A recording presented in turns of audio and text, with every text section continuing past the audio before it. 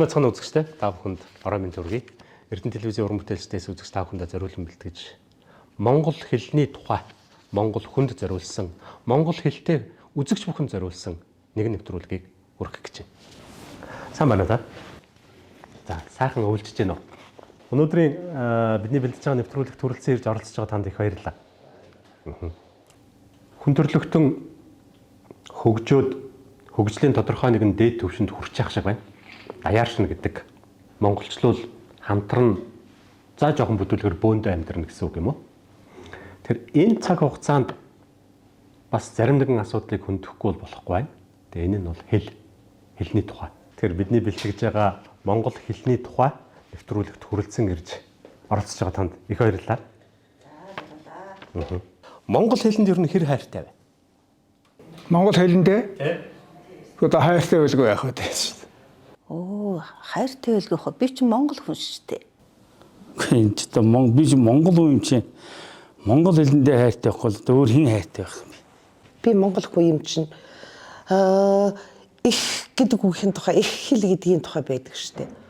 Монгол ээжээс чи хэрэг монгол ихээс л төрсөн бол монгол газар шороон дээр унаагүйч гэсэн монгол ээжээс л төрсөн болвол дээр нь нэмээд монгол газар шороон дээр мэндэлсэн болвол та хизээч монгол хэлийг мартаж болохгүй. Чиний бүр ингээд ясанд маханд цусанд шингэсэн байх ёстой гэж боддог. Одоо сүүлийн үед бол бүр их бодож байна. Зундын дээр жигний хэлсэн байдаг ч Монгол хүн, монгол хэл мал горвтойгоо байхад болноо л гэдгийг хэлсэг байдаг үстэй тийм ээ. Тэгэхээр монгол хүн учраас монгол хэлэндээ л хайртай байх хэрэгтэй. Нөгөө агуу их нацаг дуржийн нөгөө өсгөөс сурсан үндэсний хэл мартаж уушгүй соёл гэж байдаг тийм. Тэгэхээр энэ сайхан газар нутагт хүмүүн болдорсныг их хэлээ хайрлах, хамгаалах энэ бол ёстой үндсэн хуульд байх ёстой ийм л зүйл. Монгол хэлгүүгээр бид нар бол хинч штэ. Хин сүтэ хамт хөгснөл хэл штэ. Хэлний дархлаа гэж байна. Одоо яриад эхэлж байгаа юм уу? Хэлний дархлаа гэдэг чинь одоо хүн бүхний хишээ зүтгэлийн үр дүнд бий болох ийм л зүйл шүү дээ. Өөрөөр хэлбэл одоо утга төгөлдөр ярих, зөв ярих, бичгийн хэл нь бол найраг сайтай, үгээ алдаагүй, зөв байх. Болж игэл одоо уянгалаг, яруу сайхан ийм одоо хэлээр ярь сурах. За явж гэр бүлийн дотор энэ хэлний дархлаа бол бий болж явах хэрэгтэй. Гэр бүлийн дотор л энэ дархлаа байхгүй болчихвол хэлний дархлаа бол тэгэл алга болно гэсэн үг л дээ. Улс үндэстэн оршин тогтнохын хамгийн том хэлбэр бол одоо үндэсний хэл бичиг соёл гэж байна гэж бас ойлгож явдаг. Тэгэхээр одоо бас энэ дархлаагаа бид нар зөв бас авч явах хэрэгтэй. Ялангуяа одоо бид нар үндэсний өв соёлоо тээж яваа. Бидний хувьд бол бүр илүүтэйгээр энэ үндэсний дархлаа болсон хэл соёлоо бас зөв сайхан ярьж ингэж олон түмэнд үлгэрлэж явах ёстой гэж бас ингэж ойлгодог. Хэлний дархлаа бол одоо биднийхээр бол одоо монгол хэлээл бүрэн төгс эзэмших хэрэгтэй. Монгол хэлээрээ л ярих хэрэгтэй. Тэгээ монгол хэлтэйгээ байж л бид нар чинь нэг монголоор байна шүү дээ, үлдэн шүү дээ тийм ээ. Хэлний дархлааг тогтоох, дархлаа суулгах, дархлааг хүлээж авах, дархлааг бий болгох эзэн монгол хүн өөрөө. Тэр дархлааг олгох одоо гаднаас олгох хүчин зүйл нь адилхан л монгол хүн, монгол гэр бүл, монгол сургалтын байгууллагууд. За, монгол хэлний дархлаа сайн байх үндэс бол нэгдүгээрт монгол хэлээрээ ярьдаг. Одоо монгол хэлээ мэддэг. Одоо ийм үндэстэн угсаатан бол олон байх ёстой. За, хоёрдугаарт монгол хэлний бичгийн одоо соёл байх ёстой. Тэгэхээр бичгийн хэлэгдэг бол тухайн үндэстнийхаа соёл, өв, уламжлал одоо бүхнийг тээж, хадгалж, өвлүүлж, хөгжүүлж ингэж байдаг учраас их чухал гэж бодож байна. Сүүлийн үед энэ захин орчин сошиал их хөгжсөнтэй холбоотой одоо мессеж чигээр хүртэл монголоор бичиж байгаа байсан шүү дээ. Тэгэхээр энэ монголоор цэвэр бичдэг, монголоор цэвэр ярьж чаддаг, алдаагүй бичдэг энэ монгол дархлаа л гэж ойлгож байгаа. Одоо энэ захин дээр мессеж ирсэн ч чат ирсэн ч дандаа л алдаатай эсвэл товчилсон ийм л болчихдог. Тэгэхээр монгол хэлийг дархлаатай байлгах нь монголоор л цэвэр ариун монгол хэлийг цэвэр ариун авч чухал гэж ойлгоод байгаа. Агуу их соён гэгэрүүлэгч Төдөөгаан даяаршгүй эс даяаршгүй гэдэг нэг том өгүүлэлэг байдаг. Тэн дээр хүн төрлөختний даяаршиж болохгүй зүйл гэж байна гэж. Үүний нэг нь хэл юм а гэж бичсэн байдаг. Тэгэхээр ер нь өнөөдрийн одоо бидний сэтгэлийг Монгол хүн бүхний сэтгэлийг хамгийн их зовоож байгаа асуудлын нэг бол яа харахгүй одоо монгол хэл түүний дархлааны асуудал, монгол хэл соёлын асуудал байна. Ерөөсөө монголчууд энэ дэлхийн шорон түмэн дотроос би монгол хүн гэж одоо өөрийгөө омог ордон авч явах хамгийн гол асуудал бол монгол хэл. Яруу сайхан, аялгау сайхан монгол хэл маань байгаа юм. Өнөөдрийн байдлаар монгол хэл маань их явцуурч байгаа юм уу да гэж харагдаад байгаа. Ягаад тэгэхээр одоо хот суурин шаад ингээд нөгөө хөдөөгөөсөө байгалаасаа ахуйгаасаа уламжлалаасаа холдоод явхаар үгийн баялаг их явцуурч байна уу да гэж харагдаж байгаа. Цөөхөн хэдэн үгэнд өдөр тутмын яриа маань эргэлдэж байна. Хүн болгон монгол хэлээр л одоо ярьдаг, бичдэг. Монгол өв соёлоо дээдэлдэг. Ийм л юм байна. Зөв цэвэрчдэг. Зөв ярьдаг. Одоо маш буруу ярьж байгаа зүйл зөндөө байгаа шүү дээ.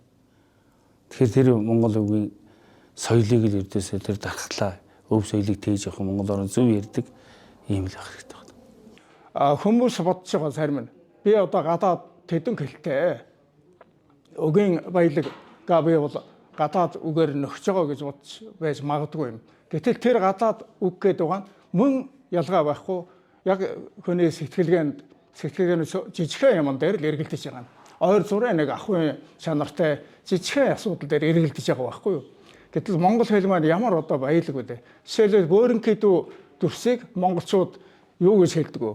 Бөмбөгөр, бөөрөнкий, бөмбөгөр гэх мэтлэнгээр одоо бомборч гэдэг юм уу, булцгаар гээд одоо маш олон янзаар энийг одоо нөгөө тэр олон гадаад хэлээр юм гэж нүгөө юу гэдэг ингээ бодохоор байхгүй шээ тий. Яста монгол хэлийг баян гэж боддог. Монгол юугаар баян, үгийн сангаар баян гэж боддог.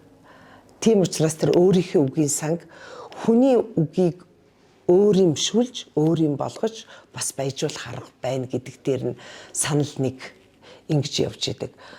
Монгол хэлийг хэл баян учраас одоо тэр мэдээж англи хэл баян байх.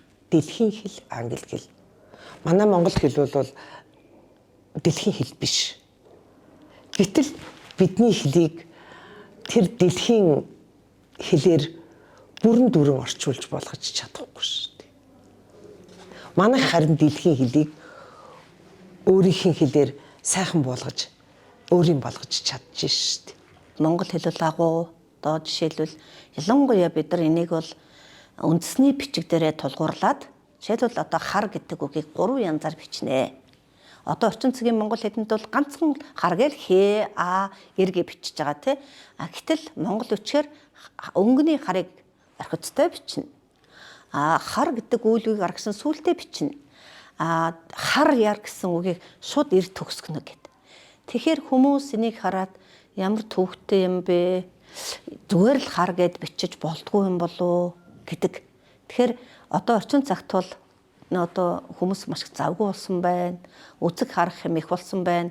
Аль болохоор богино ярих, богино бичих, амар хялбар байх талаас нь бас хайгаад байгаа мó гэж би хараад байгаа. Нөгөө талаас нь бид нэр тэрийг одоо монгол хэл гэдэг чинь агуу юм шүү, ийм гайхамшигтай юм шүү.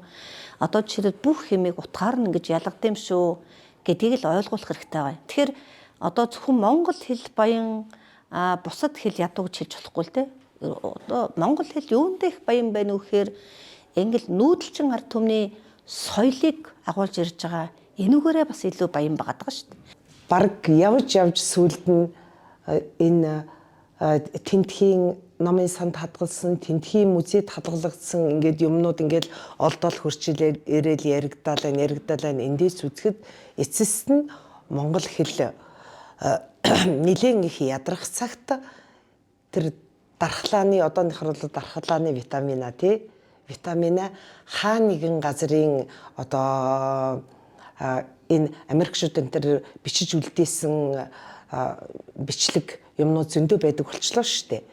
Тэрнээс энэ төр хүлээж авч монгол хүн ингэж ярьдаг байсан юм ээ төдөө оны үед тэдэн жилийн өмнө энэ төр гэсэн тийм юм ирэх юм биш үсттэй гэсэн болгоомжлол надад төрдөг шүү. Хэлний соёл чинь л тухайн үндэсний соёлын өвчтөр өсвөл хэлээр дамжиж бүх соёл одоо хадгалагдаж байна, өвлөгдөж байна, түгээж байна.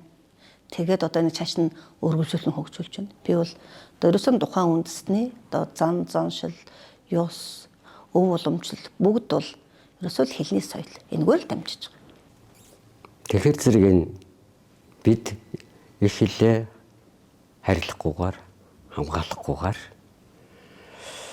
оршин тогтноход Монгол улс Монгол дурахтан оршин тогтноход ер нь хэцүү байх гэж би боддог.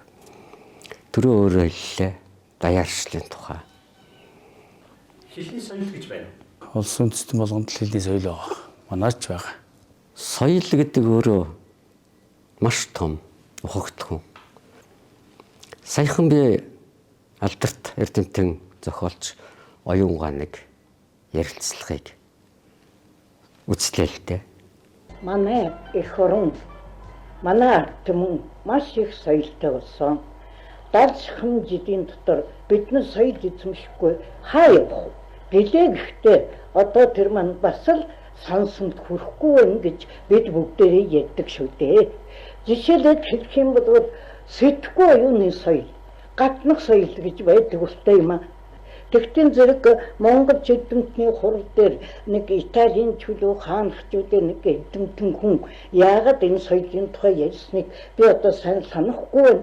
Гэхдээ тэр хүн юу гэж хэлсэн гэхээр амьдралд хүн их сайхан сэтгэлтэй биш мөртөө их муу сэтгэлтэй мөртөө сайхан сэтгэлтэй хүн болж тоглож болж байна. Хуурамч хүн үнэнч хүн болж тоглож болж байна.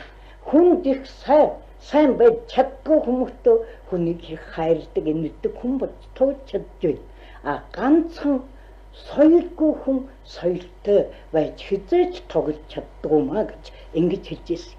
Тэгэхээр л одоо энэ үнэл байна л да. Сайхан гоцтой байлаа гэхдээ хүнийг хүндэтгэх гэвэл өөрөө хүнийг хүндэтгэж чадах ёстой гэдэг бол их том соёл. Би их томоор ярив. Эх орон гэдэг маань сургуулиасаа эхлэн бидний тэр орцноос эхлэн бидний суудаг гудамжнаас эхлэн тэр бүгд маань ариун зүйл сайхан байв. Хизээч гэсэн бид эх орноо хайрлаж байгаа маань тэр утан шүү дээ. Тэгэхээр хэлний соёл гэдэг бол бас энэ соёл дотор бас том ухагтун гэж би ойлгож байна л та. Тэгэхээр адаглаад хүмүүс хоорондын харьцаа нас эхлээд энэ бол соёл.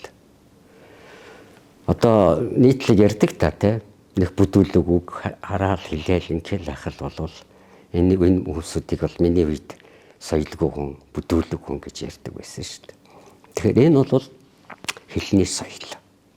Тэгэхээр монголчууд бид хэлний соёл, хэлний дархлааг бий болгоно гэдэг, өөртөө бий болгоно гэдэг бол нэлээд том ажил баг. Саяхан манай Монголын том эрдэмтдийн ярианаас, ярилцлагаас ингээд сонсож байхад монголчуудын үгсийн сан, өдөр тутам хэрэглэдэг үгсийн сан маш багасж байна гэж ярьж байгааг би сонссон. Бид ч гэсэн цөөхөн хэдхэн үгэн дотор эргэлддэг болсон юм уу та. Тэгэхээр энэ бол хэлний соёл, хэлний дархлаа гэдэг зүйл бас баг багаар алсарч байгааг нэг шинжигч би бодож байна. Монгол хэлний соёл бол одоо ярианда бичигтэй бичгийн соёлдоо өнөөдөр бас нэг ийм байгаад байгаамаа. Манайд нэг бичиг гэхэр нэг хэлбэрийг хардаг. Гоё бич, ямар гоё бичивэ гэж хардаг. Хэлний тэр бичгийн сайхан нь тэр хэл найруулгатай байна гэж би хардаг, боддог. Миний зүрх сэтгэл тэгж мэдэрдэг ер нь. Тэр гадаад хэлбэртэй биш. Хэлний бас нэг маш чухал соёлын нэг хэсэг нь ярианы соёл. Одоо бол ямар хэмжээнд очсон байна гэхээр ихэнх хэсэг маань нэг тийм одоо юу гэмдэ хошигноод байгаа мөг гэхээр бас тэр нэг түрүү үеийн хүмүүсийн бие биедээ хошигнож ойлгуулдаг тийм хэлбэр биш би юм шиг байгаа. Нэг тийм юу гэж хэлэх юм маазраад байгаа гэх юм уу тийм ээ. Тийм яриан айгүй их давмгай. Тэгээд нэг тийм хүний ярианы соёл чинь бас нэг хүний дуу хоолойны өнгөнд байна штэ. Тэгээ ерөнхийдөө ингээд нэг тийм бичгийн хэлээр бол нэг сараачж байгаа юм шиг. Нэг тэр дэвтэр цаасан дээр эмх зам бараагүй сараачж байгаа юм шиг хэлбэрээр ярьдаг болчлоо штэ. Тэр бас их тоогүй юм да. Жишээ нь Монгол бүхийн тайлбарт Монгол бүхийн өмсгөлийг зодог шуудаг гэдэг тийм ээ. Гэтэл одоо манай сүүлийн үед тайлбарлаад байгаа залуучууд маань далбаа гэж яриа. Далбаа гэж одоо Монгол бүхийн өмсгөл байхгүй. Тэ? Далбааных нь араас бариад авлаа гэж ярьдаг. Зодогных нь ар хормоо дээрээс өдр гэж одоо яг өмцөн зөв тайлбар нь одоо ингэж явах хэвээр. За хонхор суг гэж одоо энэ хүний энэ сугны чинь артлыг одоо хонхор суг гэж ярьж байгаа. За энэнийхэн эндээс ингээ бариад авахыг хонхор сугны барьц гэж ярьж байгаа. Манай зарим тайлбарлагчаар суг хонхор цэгний барьц өдр гэж ярьдаг. Одоо суг хонхор цэг гэж одоо юу гэсэн үг одоо тийм. Тэгэхээр одоо бас энэ юугээ зөв сайхан хэлдэг тайлбарладаг. Ер нь тэгээд одоо ганц үндэсний бүх гэхгүй одоо ер нь альч төрөл дээр бас нэг Монгол үгийг өөрсдийнхөө одоо ойлгодгоор гуйвуулж ярьдаг юм уу гэж ойлгодог шүү дээ би. Одоо тэрийг нь зарим хүмүүс ойлгодоггүй. Өөрөө бол одоо тэрийг ойлгоод яриад байдаг. Суг хонхорцгоны барьц гэхээр тэр хүнд бол одоо хонхор сугны барьц гэдэг нь өөрт нь ойлгогдоод байгаа юм байна л да. Тэгэхээр бусад нөгөө бүх үзэж байгаа үзэгчдэд ойлгогддоггүй. Хонхорцог гэж одоо ямар юм байна гэж ингэж ойлгоод байдаг тийм. Тийм учраас одоо эцэг эхчүүд маань Монгол гэр бүл тэр хэлнийхээ дархлааг бид өөрсдөө их эрт суулгах хэрэгтэй. Тэр зүрх сэтгэлд нь тэр байтугай ч одоо би өчигдөр юм харж байхад эмч хүн ярьж ирсэн шүү дээ. Тарих сэтгэдэг гэж ярьдаг байсан. Өнөөдөр Америкт хаанхын их сургуульд гэсэн билээ дээ. Зүрх сэтгэдэг гэсэн гэж оншилсан байна гэд гарч ирж би бас цоо шиний молж харж исэн. Зүгээр нэг замын хүн яриаггүй эмч хүн ярьж исэн шүү. Тэрэн шиг нэг хизээ нэгэн цагт нэг тийм Монгол хүн өөрөө дархлааныхаа эзэнд биш болчих байдгийг гэж ер нь ингээд сэтгэлд уяатай явдаг болчлоо шүү. Тэгээд нэгэн одоо хөдөө мал аж ахуй одоо тэр байгалаас холдоод явчихлаар үгийн сан байна явцсан хүрээнд ороод үгийн сан явцсан байна гэдэг чинь сэтгэлгээ явцуураад явчихж байгаа юм л да. Яг үнэндээ бол хэл ярианы явцсан тэгээ нэг хэдэн одоо модон хэл гэж ярьдаг шүү дээ. Одоо нэг тийм модон хэлтэй болчихж байгаа байхгүй. Тэгэхээр тусгаар тогтнол хэл ер нь их чухал уу? Чухал. Чухал да хамгийн чухал. Тэгэхээр одоо хэл маань байх боловтгол Кишнээ одоо Монгол цустай гэдэг омогдоод Кишнээ Монгол дээл өмсөж хариалгаад ямар ч хэрэг байхгүй. Монгол дийлийг гадаадын ямар ч хүмүүс өмсөд хэн ч юмсаа явж байгаа шүү дээ. Тэгэхээр монголоор ярьж байгаа үнийг л монгол хүн гэж хэлэх гээд байгаа. Хэл, соёл, тусгаар тогтнол эдрийг салгаж ойлгох боломжгүй л гэж хэлж байна. Хэлийн устгах юм бол тэгэл ерөөсөө монгол хүн бол ялгагдахгүй болоод явчих нь л та ерөөс. Хээч биш болно. Хэнч тоохгүй ийм л юм болно шүү дээ. Уул нь монгол хүн ч одоо маш оюунлаг хэлний одоо их баялагтай ийм ард түмэн учраас сэтгэлгээний тайлбар ууж гүн сэтгэлгээтэй ийм одоо ард түмэн шүү дээ. Одоо өнөөдөр дэлхийн нийтэд тэр оюуны олимпиад гэж яриад байгаа шүү дээ. Тэр оюуны одоо ой тогтоол энэ тэрээр бол дэлхийд гайхуулж шүү дээ. Олон юмар одоо монголчууд бол дэлхийд гайхуулж чадхаар байна. Хүн төрлөختөн оршин цагт тогтнож байгаа цагт одоо үндэстэн ясныхаа ертөнц цорил одоо амьдрах ёстой гэж боддог. Тэгэхээр нутгийн аялга дөрүүд баяд хотон загчин уранхаа хотгоод тийм ээ дархтууд өөр өөрийн гэсэн онцлог хэл яриа соёл зан заншилтай. Энэ бол хаач явсан тэр хүмүүсийн ахуй амьдралд байсаар л байгаа. Тэр Улаанбаатарт байна уу, Америкт байна уу? Тэр нь сонирм биш. Тэр хүн тэр нутаг нугад мэдлж хүмүүн болторсноор л тэр зан уул нь уламжлагдсан үг хэллэг нь хадгалагдал байдаг.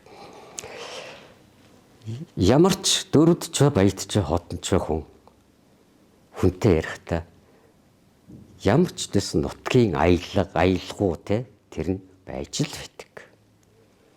Яг сүүлийн үед манай увс ховд зүгийн бас яруу найрагчдад тэр нутгийн аялгуугаар нутгийн хэл хэллэгээр бас зохиол бүтээл туурвах дууны үг бичихтэй иймэрхүү хандлагууд бол байна. Энэ нь бол зүгээр монгол даяараа энэ хэлийг сурцгаа гэсэн үг биш. Бидний үр хүүхдүүд энэ өөрийнхөө их хэлийг мартахаас сэргийлж байгаа. Ийм үг байдгийн шүү, тэ. Энэ халах үгийг дөрвүүд баядууд ингэж хэлдгээ шүү гэдгийг л тэр хооч үедэл үлдэх гэсэн нэг ийм том уран бүтээлийн ажил гэж би бодоод байна. Монгол хэл баян уу? Монгол хэл дэндүү баян. Одоо монгол хэл шиг яруу, монгол хэл шиг баян, монгол хэл шиг ерөөлтэй тийм хэл байхгүй л гэж би бодож шít. Жишээлхэд одоо юу гэдэг хүн нэг юм ойчвол үйл уран байгээ гэж мэдлдэг тийм хэлтэй улс байдаг болов. Тэгээ тэр ерөөл Батаршгэ гэдэг. Тэр ерөөл нь нөгөө хүндээ одоо ерөөл болж бүр тийм авшиг шингээж ингэж тэгээд монгол хүн та агуу байдаг. Жишээлбэл Батрахуан нэгшүүлэг байна л дууны үг байна шүү дээ тий. Соёглонхон жороолсон гэдэг тий. Согоочгтэй үүлэнхээр гэд байна шүү дээ тий. Тэгэхээр одоо жишээлбэл бид ч гэсэн соёглонхон жороолно гэж яаж жороолдгийг бид мэдэхгүй тий. Тэгтэл Батрахуан соёглонхон жороолсон согоочгтэй үүлэнхээр гэж хэлсэн байна шүү дээ. Тэгэхээр энэ монгол хэлний яруу тансаг баялаг нь ингэл байгаа. Ер нь яриа одоо монголчуудын яриа бол их тийм цаана одоо өгөгдөл сайтай уран яруу хүний бодол сэтгэлээс гарахгүй одоо тэр бага насан сонсон үлгэрч гэдэг юм уу онцгой зөөрсөн үг за тэгээ түргэн хэллэг жороо хэллэг энэ төр гэдэг одоо хэлээ төгс боловсруулсан тийм одоо сурганы одоо бүхэл бүтэн цогц байсан байгаа байхгүй юу? Манай өгд маань ярьдаг шүү дээ жудагтай байл гэдэг. Жудагтай бай гэдэг чинь хэл соёлоо одоо тэр үндэсний өв соёлоо сайхан тээж яв, даруй бай, төлөв бай, зөв яар, зөв хүн бай гэсэн гол утга нь л одоо тэр жудаг гэдэг үгэнд одоо бүгдээр оршиж байгаа шүү дээ. Тэгэхээр одоо бүгдээрээ сайхан жудагтай байя л гэж хэлье да одоо монголчуудаа. Эрдэнэ телевизийн уран бүтээлчдээс үзэгч та бүхэндээ зориулан бэлтгэж хүргэж байгаа монгол хэлний тухай нэвтрүүлгийг маань хүлээн авч үзсэн эрхэм үзэгчид та бүхэнд баярлалаа. Энэ нэвтрүүлгээ монгол хэлээр ярьдаг, монголоор ойлгодог хүн бүхэнд зориулан бэлтгэсэн юм. Монгол хүн өөрөө дээл хувцаан бүрэн өмсөөд бүсээн зүг бүслээд хараа бардам нурууц их Монгол нутагта аж төрж байж гэмээр Монгол орон өнөм мөнхөд Монгол орон байгаасаа гэж хүсэх байна. Бидний бэлдсэн нэвтрүүлгийн энэ удаагийн дугаарыг хүлээн авч үзсэн эрхэм үзэгчид та бүхэндээ баярлалаа. Дараагийн дугаар хүртэл баяртай үзэгчид.